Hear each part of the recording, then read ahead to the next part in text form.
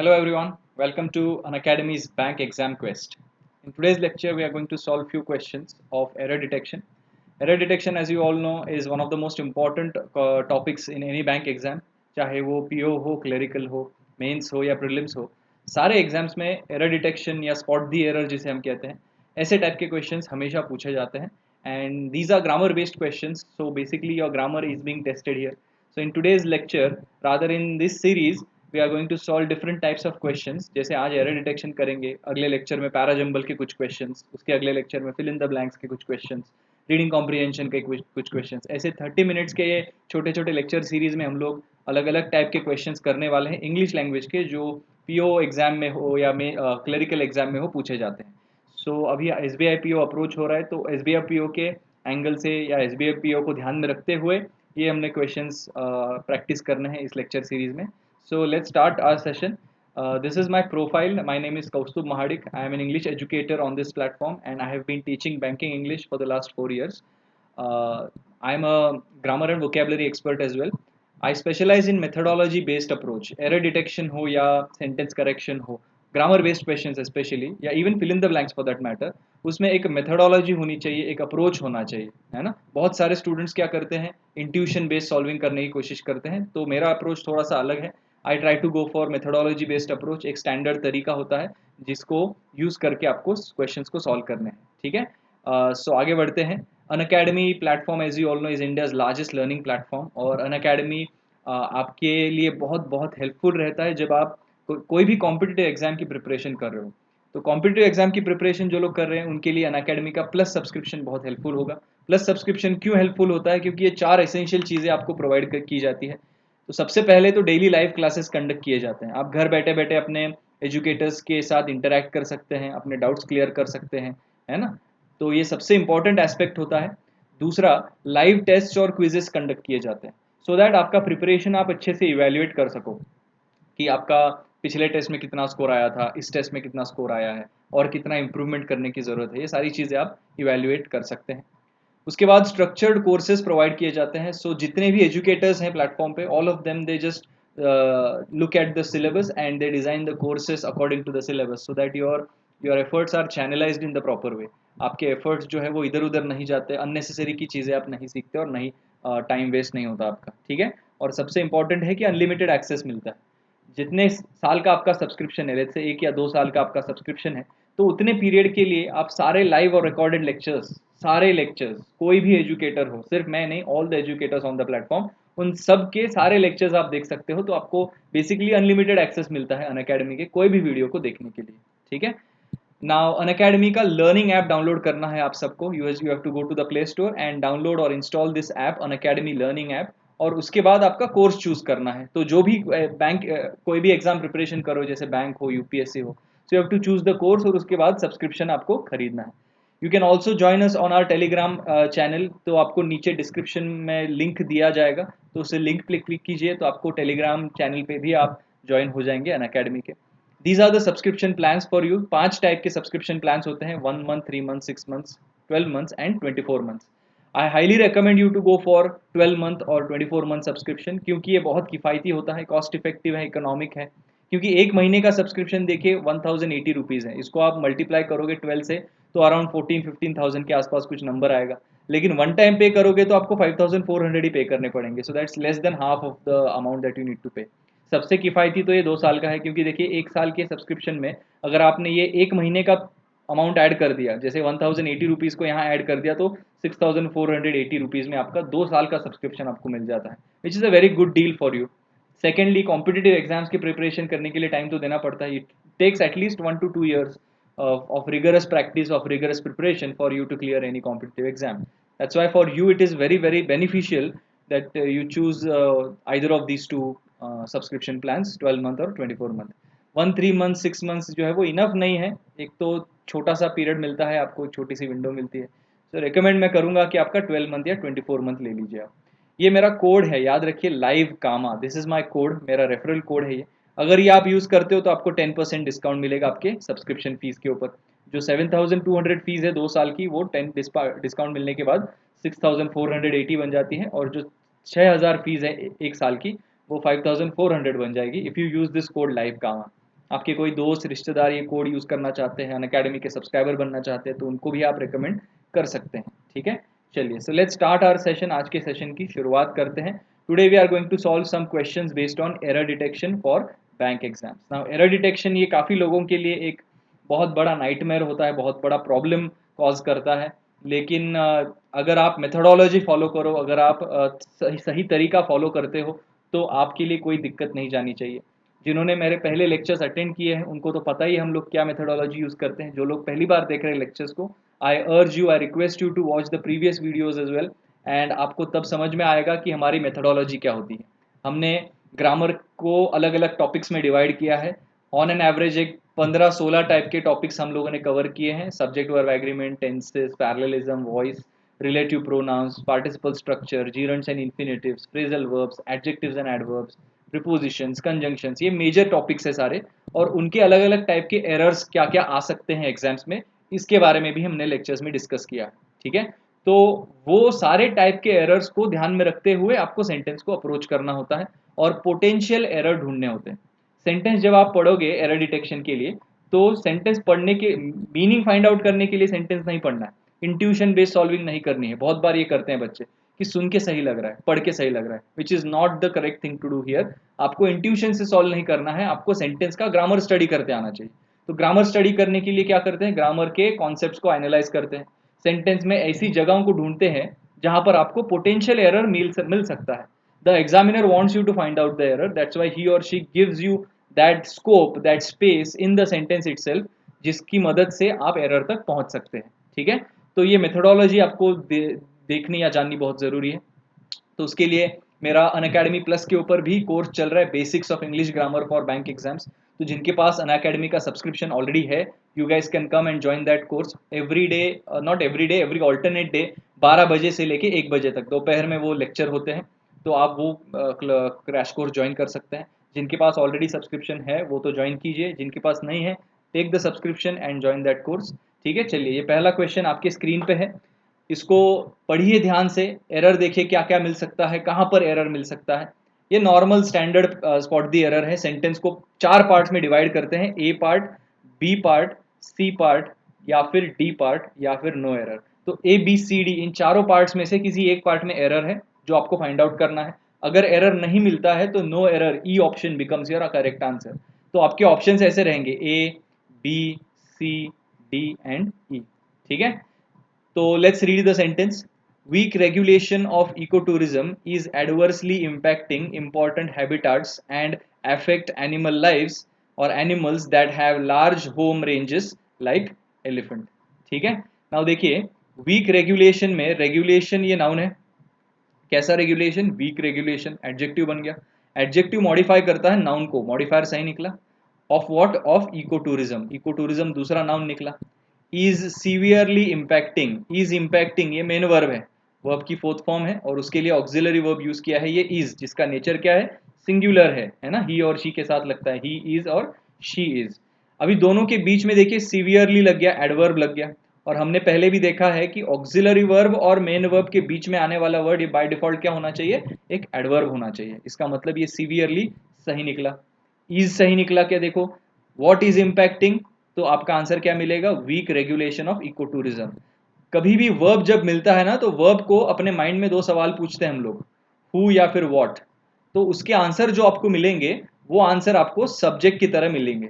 Now if you ask the question who, तो who का answer as such नहीं मिलेगा, लेकिन व्हाट का आंसर मिलेगा। What is severely impacting important habitats, weak regulation of eco tourism. तो इको टूरिज्म की बात नहीं कर रहे हैं, वीक रेगुलेशन की बात कर रहे हैं। सब्जेक्ट वर्ब एग्रीमेंट का एक बेसिक रूल है कि जब सब्जेक्ट के अंदर मल्टीपल नाउन आते हैं तो पहले प्रेपोजिशन के पहले वाले को चूज करते हैं। Whatever noun is written before the first preposition is to be considered as the actual subject. तो रेगुलेशन कैसा है, सिंगुलर नेचर में है, और इज का नेचर कैसा है, सिंगुलर ही है। तो सब्जेक्ट भी सिंगुलर निकला और उसका वर्ब भी सिंगुलर निकला। तो सब्जेक्ट सिंगुलर, वर्ब सिंगुलर, इसका मतलब क्या है, सब्जेक्ट वर्ब एग्रीमेंट सही निकला। तो सब्जेक्ट वर्ब एग्रीमेंट का एरर हो सकता था वहां पर बी पार्ट में, लेकिन नहीं निकला। सीवियरली की पोजीशन भी सही निकली, एडजेक्टिव नाउन मॉडिफायर सही निकला। Is impacting what, important habitats, again habitats noun है, और कैसे हैबिटेट्स, इंपॉर्टेंट हैबिटेट्स, ये भी एडजेक्टिव मॉडिफाई कर रहा है नाउन को। तो यहाँ पर भी कोई एरर एज सच नहीं है। तो ए पार्ट भी सही निकला, बी पार्ट भी सही निकला। आगे बढ़ते हैं। एंड ना, एंड जब भी आता है तो क्या करते हैं, पैरेललिज्म को ऑब्जर्व करते हैं। एंड के आगे और पीछे वाले ब्रैकेट्स, एंड के आगे और पीछे से ब्रैकेट बना दो और एंड के आगे और पीछे वाले वर्ड्स को ऑब्जर्व करो। तो जैसे एंड के आगे और पीछे लेट से ब्रैकेट बनाते हैं यहाँ पर और यहाँ पर। नाउ एंड के जस्ट बाद वाला वर्ड क्या है, एफेक्ट। एफेक्ट ये टेक्निकली एक वर्ब होता है, तो यहाँ पर एंड के बाद वर्ब आ गया। एंड के पहले क्या है, हैबिटाट्स। हैबिटाट्स क्या है, नाउन है। तो ऐसा सिनारियो जब हमारे सामने आता है कि एंड के आगे और एंड के पीछे डिफरेंट पार्ट्स ऑफ स्पीच में वर्ड्स आते हैं।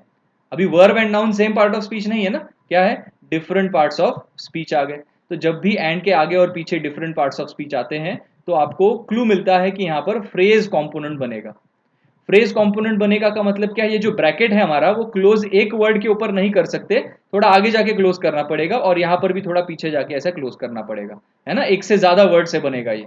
नाउ अज्यूम करते हैं कि ये ए ब्रैकेट है और अज्यूम करते हैं कि B bracket.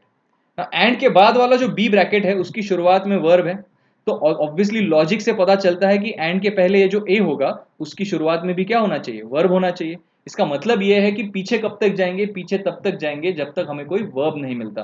So will go behind, will go backwards until unless we find a verb. So and के पहले देखो वर्ब कहां पर है, हैबिटाट्स तो वर्ब नहीं है, इंपॉर्टेंट वर्ब नहीं है, इम्पैक्टिंग ये वर्ब मिल गया, वर्ब की फोर्थ फॉर्म है, राइट। तो यहां पर इम्पैक्टिंग तक पीछे जाएंगे हम लोग, तो ये जो ब्रैकेट है उसको क्लोज कहां पर करेंगे, इम्पैक्टिंग पे। और affect animals that have large homes like elephants, इसको आगे जाके क्लोज करेंगे। नाउ देखिए यहां पर इम्पैक्टिंग आ गया। इम्पैक्टिंग का फॉर्म क्या है, V4 है आईएनजी से, लेकिन यहां पर क्या आ गया, अफेक्ट आ गया। अफेक्ट का फॉर्म क्या है, V1 है, वर्ब की फर्स्ट फॉर्म है। अभी देखो एंड की शुरुआत, सॉरी ए की शुरुआत में वर्ब की फोर्थ फॉर्म है, बी की शुरुआत में वर्ब की फर्स्ट फॉर्म है। पार्ट ऑफ स्पीच तो सेम निकला, वही हमारा पर्पस होता है पैरेललिज्म के कॉन्सेप्ट का एप्लीकेशन में। लेकिन दूसरी रिक्वायरमेंट क्या है, अगर ये V4 में है तो ये भी V4 में ही चाहिए, या फिर अगर ये V1 में है तो ये V1 में चाहिए। लेकिन इम्पैक्टिंग को इम्पैक्ट नहीं कर सकते ना, क्योंकि इज के साथ आ चुका है वो ऑलरेडी। तो ये सही निकला, तो गलत कहां पर है, अफेक्ट गलत है। अफेक्ट का क्या बनेगा, affecting. Impacting and affecting, V4 and V4, now the sentence is parallel. Now ये पैरेललिज्म का कॉन्सेप्ट है, पैरेललिज्म के लेक्चर जिन्होंने किए हैं उनको समझ में आ चुका होगा। क्लियर है। चलिए, तो यहाँ पर एरर हमें कहां पर मिला, सी पार्ट में एरर मिल गया, तो C should be your correct answer. तो जिन्होंने सी आंसर मार्क किया है उनका बिल्कुल सही आंसर है। बाकी लोग, बाकी जो गलत हुआ है जिनका, अगला क्वेश्चन देखिए, ट्राई कीजिए। 1 मिनट का समय लीजिए, चाहिए तो वीडियो पॉज कर लीजिए, और वीडियो पॉज करने के बाद read the sentence for 1 minute and then try to figure out the error. देखिए ये मेथोडोलॉजी होती है, हर जगह पर रुकना है। जैसे हमने रेगुलेशन पे रुके, ईज पे रुके, सीवियरली पे रुके, इम्पैक्टिंग पे रुके, इंपॉर्टेंट हैबिटाट्स पे रुक गए, एंड पे रुक गए। एंड के पहले वाले सारे रेक्टिफाई हो गए, लेकिन एंड पे आके हमने एरर फाइंड आउट कर लिया। This is the methodology that you have to develop, और इसी मेथोडोलॉजी के बारे में मैं बात कर रहा था। चलिए second question on your screen, 2 minute का समय है आपके पास, आंसर बताइए।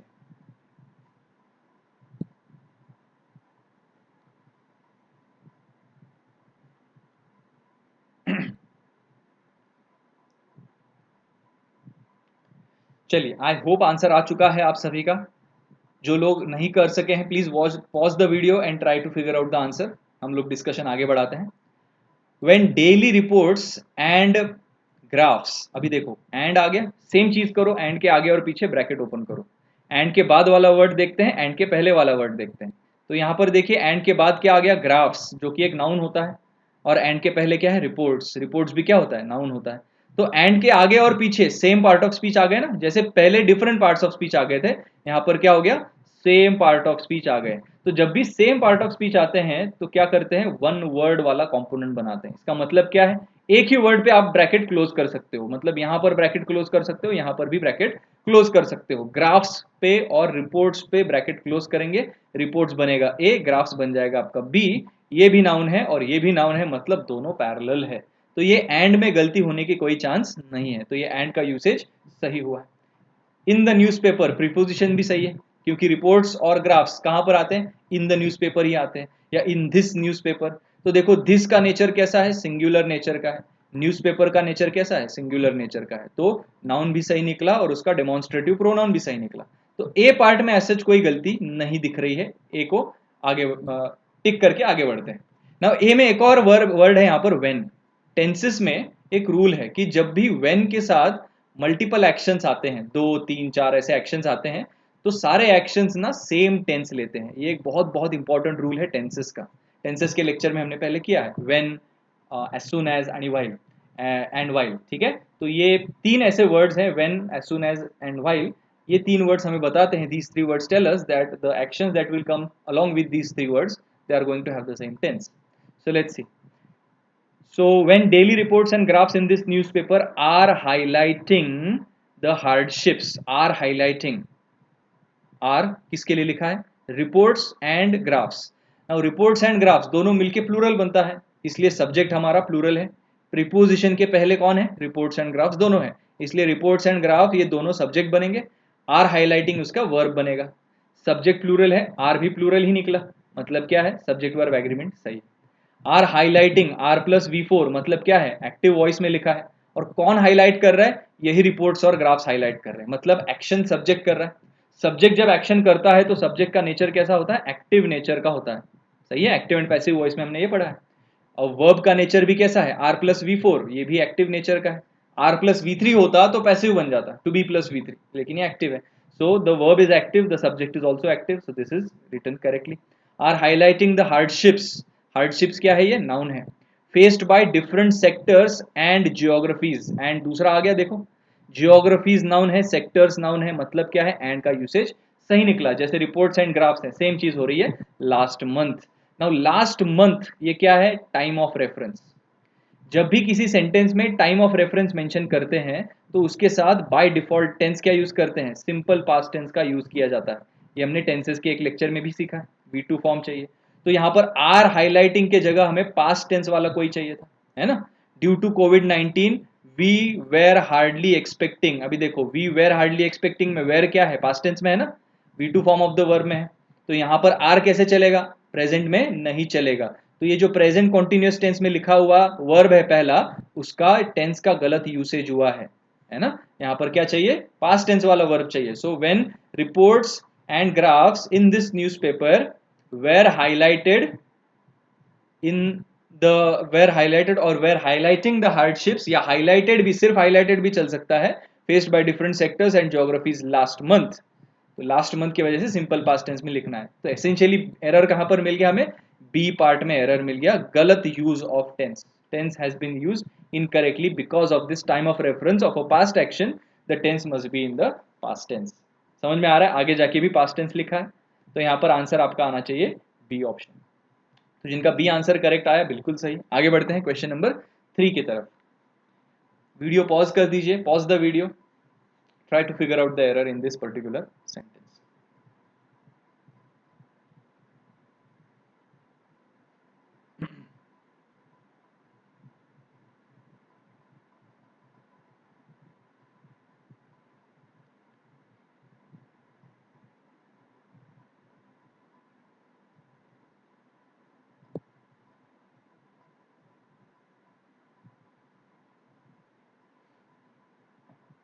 चलिए, आई होप सबने आंसर कर चुके हैं। Let's analyse the sentence. The insouciance, insouciance का मतलब होता है एपथी। एम्पथी का opposite apathy, lack of feelings, lack of emotions. The insouciance और द एपथी नाउन है, ये है ना, दोनों नाउन है। विथ विच, जिससे, many countries to go about, with which many countries to go, to sorry, to का यूसेज थोड़ा सा गलत लग रहा है यहाँ पर, इसको बाद में ऑब्जर्व करेंगे। Go about their business, with which many countries go about their business as if nothing is happening. Now as if nothing is happening में गड़बड़ है। एज इफ ये जो वर्ड है ना, ये हमें क्या डिनोट करता है? सब्जंक्टिव केस डिनोट करता है, ठीक है। तो ये जो ए पार्ट में ये टू गो है ना, ये टू एक्चुअली गलत है, तो टाइपो हो गया है मुझसे, टाइपिंग करते समय गलत हो गया, तो इसको इग्नोर कर दो, ठीक है। ये एक्चुअली उसमें लिखा नहीं है सेंटेंस में, it was a mistake on my part.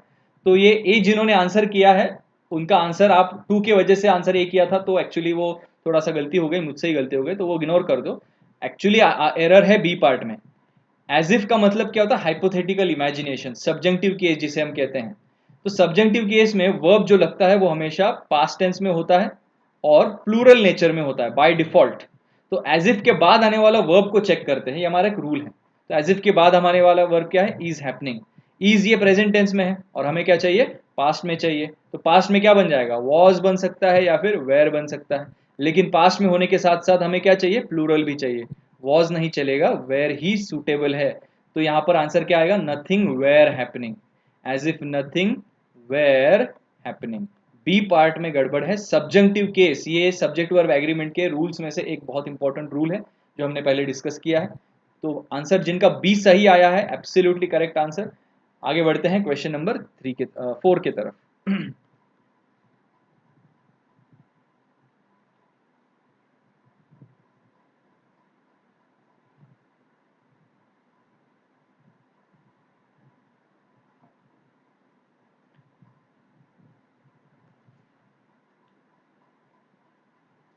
चलिए, let's analyse the sentence. The agreement comes, agreement singular है, कम्स के एंड में एस लग गया, मतलब ये वर्ब का नेचर भी सिंगुलर है ना। तो हमारा सब्जेक्ट सिंगुलर है, वर्ब भी सिंगुलर निकला, चलेगा चलेगा। At a time, when, time के साथ व्हेन लगता है, तो व्हेन का यूसेज सही है, when many clubs around Europe have had, have किसके लिए लिखा है, मेनी क्लब्स के लिए। अभी व्हेन यहाँ पर क्या है, कंजंक्शन का काम कर रहा है, तो व्हेन के बाद नया फ्रेश सेंटेंस शुरू होता है। The agreement comes at a time, ये एक सेंटेंस है, व्हेन के बाद दूसरा नया फ्रेश सेंटेंस शुरू हो जाता है। तो मेनी क्लब्स अराउंड यूरोप में अराउंड के पहले, पहले प्रीपोजिशन के पहले जो सब्जेक्ट होता है वो हमारा मेन सब्जेक्ट बनता है इस वाले वर्ब का। क्लब्स का नेचर कैसा है, प्लूरल है, बहुत सारे क्लब्स हैं। और हैव का नेचर कैसा है, ये भी प्लूरल है। तो हैव और प्लूरल, हैव और ये मेनी क्लब्स दोनों हो गए मैच। यूरोप की बात नहीं करें, क्लब्स की बात करें। हैव हैड, ये हैव हैड स्ट्रक्चर एग्जिस्ट करता है प्रेजेंट परफेक्ट टेंस का, है ना। Have had to cut wage bills, to cut. Now to plus V one जब लगता है तो हम क्या करते हैं, एक्टिव इन्फिनेटिव को टेस्ट करते हैं। Now this is actually active nature का इन्फिनेटिव, सही है। पैसिव इन्फिनेटिव भी होता है, to plus V three, this is called as passive infinitive. जिन्होंने एक्टिव एंड पैसिव वॉइस का लेक्चर पढ़ा है उनको पता होगा ये, सही है। Now to plus V one जब आता है तो उसके पहले आने वाला नाउन भी एक्टिव होना चाहिए। तो टू कट वेज बिल्स में टू कट कैसा है, एक्टिव में है, टू प्लस वी वन।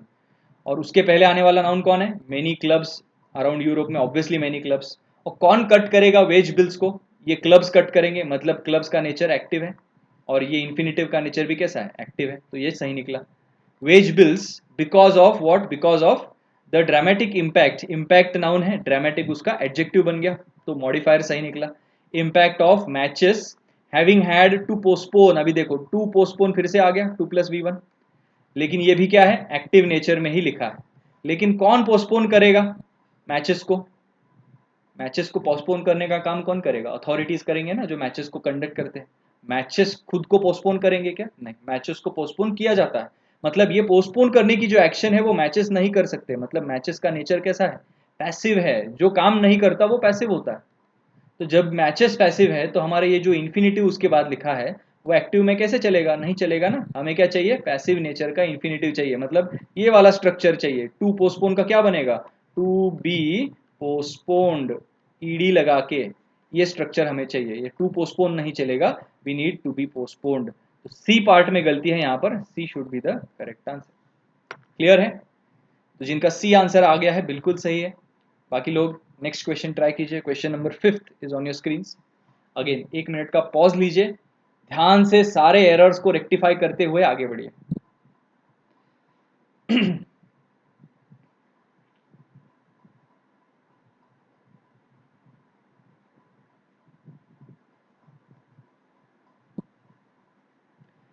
चलिए, आई होप आंसर सभी का आ चुका है। Let's analyse the sentence. It hardly needs, needs verb का कैसा नेचर है, सिंगुलर है, क्योंकि एंड में एस आ गया। Who needs, it needs, it का नेचर कैसा है, सिंगुलर है। तो हमारा सब्जेक्ट सिंगुलर है, हमारा वर्ब भी सिंगुलर है, चलेगा चलेगा। हार्डली ये एडवर्ब है जो इस वर्ब को मॉडिफाई कर रहा है, एडवर्ब मॉडिफाई करता है वर्ब को, मॉडिफायर भी सही निकला। एनी एम्फोसिस, एम्फोसिस नाउन लिखा है, एनी के साथ चलेगा, तो ए पार्ट में कोई गलती नहीं है। It hardly needs any emphasis that, that यहाँ पर ये कंजंक्शन की तरह यूज किया है, तो दैट के बाद नया फ्रेश सेंटेंस देखो। The exercise of the power of pardon, pardon का मतलब माफी कर देना या माफ कर देने की जो पावर है, और उस पावर को एक्सरसाइज करने की जो बात की जा रही है। एक्सरसाइज करने का मतलब क्या, यूसेज। एक्सरसाइज नॉर्मली एक वर्ब होता है, लेकिन यहाँ पर नाउन के जैसे यूज किया क्योंकि द आर्टिकल लग गया उसके साथ। आर्टिकल ए एंड द के बाद आने वाला क्या है, नाउन होता है। तो एक्सरसाइज नाउन है, पावर नाउन है, पार्डन भी नाउन है ना। इज, ये दूसरा वर्ब निकला सेंटेंस का, इज का नेचर सिंगुलर, सेंटेंस की शुरुआत से लेके सेंटेंस के पहले वर्ब आने तक पूरा सब्जेक्ट बन जाता है। तीन नाउन है, मल्टीपल नाउन है, मल्टीपल नाउन आते हैं तो पहले प्रीपोजिशन के पहले वाले को चूज करते हैं, इन दोनों को इग्नोर करते हैं। तो मेन नाउन क्या बन गया, एक्सरसाइज, एक्सरसाइज का नेचर कैसा है, सिंगुलर है, सब्जेक्ट सिंगुलर है, वर्ब भी कैसा निकला, इज का नेचर सिंगुलर निकला, तो ये भी सही है। Is what is an act, act क्या है, वॉवल साउंड है ना, आर्टिकल ए एन के बारे में आपको पता ही है, ए आ ई वॉवल, वॉवल साउंड जिसे हम कहते हैं, स्वर जिसे हम कहते हैं हिंदी में और मराठी में। तो अगर किसी वर्ड की प्रोनाउंसिएशन वॉवल साउंड से होती है तो उसके पहले एन लगता है। बहुत सारे लोगों के दिमाग में होता है ए ई आई ओ यू से शुरू हो गया तो एन लगेगा, विच इज नॉट ट्रू। सारे वर्ड्स के साथ ऐसा नहीं होता, it depends on the pronunciation. तो ये एक्ट का प्रोनाउंसिएशन कैसा है, एक्ट ऐसे लिखेंगे ना, अ आर्टिकल है मतलब क्या है, वॉवल साउंड है, वॉवल साउंड मतलब क्या लगेगा, एन लगेगा, तो ये एन चलेगा। An act of what, an act of compassion, and not and चलेगा, क्योंकि ये नॉट क्या है, एक्स्ट्रा की जानकारी है, बस इसको इग्नोर करो। आर्टिकल लग गया ना, तो यहां पर देखो an act and a tool, तो ये आर्टिकल के साथ मैच हो जाएगा। नॉट बस क्या है, थोड़ा ड्रामेटिक नेगेटिव इफेक्ट देने के लिए एक्स्ट्रा का वर्ड यूज किया गया, तो इसको इग्नोर कर सकते हैं, ठीक है। And a tool for political और इलेक्टोरल मैसेजिंग, मैसेजिंग नाउन है, कैसी मैसेजिंग, इलेक्टोरल मैसेजिंग, इलेक्टोरल बन गया उसका एडजेक्टिव, एडजेक्टिव मॉडिफाई करता है नाउन को, चलेगा। और को देखते हैं, जैसे एंड के साथ करते हैं ना वैसे ही और के साथ भी करते हैं, ब्रैकेट ओपन करते हैं आगे और पीछे, और के बाद आ गया एडजेक्टिव, और के पहले पॉलिटिकल, पॉलिटिकल ये भी क्या है, एडजेक्टिव है। इलेक्टोरल मैसेजिंग वैसे पॉलिटिकल मैसेजिंग, तो एंड के सॉरी और के आगे और पीछे क्या है, एडजेक्टिव्स हैं, सेम पार्ट ऑफ स्पीच आगे, मतलब क्या है, वन वर्ड कंपोनेंट बनेगा, इलेक्टोरल बनेगा बी और पॉलिटिकल बनेगा ए। तो यहाँ पर पैरेललिज्म का एरर हो सकता था और के साथ, लेकिन वो भी सही निकला। तो सी पार्ट में भी कोई एरर नहीं है और डी पार्ट में भी कोई एरर नहीं है, ए बी सी डी सारे के सारे हमने सॉर्ट कर लिए, रेक्टिफाई कर लिए, तो अल्टीमेटली आंसर क्या बच जाता है, E option, no error should be the correct answer, ठीक है। ये पांचवा क्वेश्चन था। Now because of time constraint we are not going to go to the next questions, अभी हमारा हाफ एन आवर का ही सेशन है, तो ऑलमोस्ट 28 मिनट्स हो चुके हैं। So we will do the rest of the questions in some other exercise, in some other lecture. So I hope ये lecture आप सभी को पसंद आया है, and I hope that you have learned something new. जो लोग पहली बार देख रहे हैं ये lectures को, ये मेरी methodology है, ये मेरा तरीका है error detection को solve करने का। अगर आपको पसंद आया है तो I urge you, I recommend you to come and watch the basics of English grammar on the Plus platform. जिनके पास प्लस का सब्सक्रिप्शन नहीं है, please by the subscription for Unacademy plus platform, बहुत बहुत हेल्पफुल रहेगा आपके लिए, ठीक है। और इसी मेथोडोलॉजी को देखिए, सब्जेक्ट वर्ब एग्रीमेंट सबसे बेसिक, उसके बाद टेंसेस और टेंसेस के रूल्स, पैरेललिज्म कहाँ कहाँ कैसे अप्लाई कर सकते हैं, active and passive voice, infinitive, active and passive, then we go for relative pronouns का एरर कुछ है क्या, then we go for prepositions, then we go for phrasal verbs, then we go for conjunctions, then we go for participle structure। तो ये ऐसे कुछ तरीके हैं, ये बेसिक्स ऑफ इंग्लिश ग्रामर है, ये एक बार पक्के हो गए तो आप किसी भी टाइप का ग्रामर बेस्ड क्वेश्चन सॉल्व कर सकते हो, ठीक है। So thank you so much everyone for watching this video. अगर वीडियो पसंद आ गया हो please like share and subscribe to the channel. Thank you so much, मिलते हैं अगले लेक्चर में, कुछ अलग टाइप के क्वेश्चंस करेंगे, पैराजम्बल हो या फिलर्स हो या क्लोजेट टेस्ट हो। So again, thank you very much and subscribe to the channel and remember my code live kama, ये मेरा कोड याद रखिए, है ना, this is my code LIVE live KAMA कामा, 10% डिस्काउंट मिलेगा आपको अनअकैडमी के प्लस सब्सक्रिप्शन के ऊपर, ठीक है। चलिए, take care guys, stay safe, stay home, thank you so much, bye bye.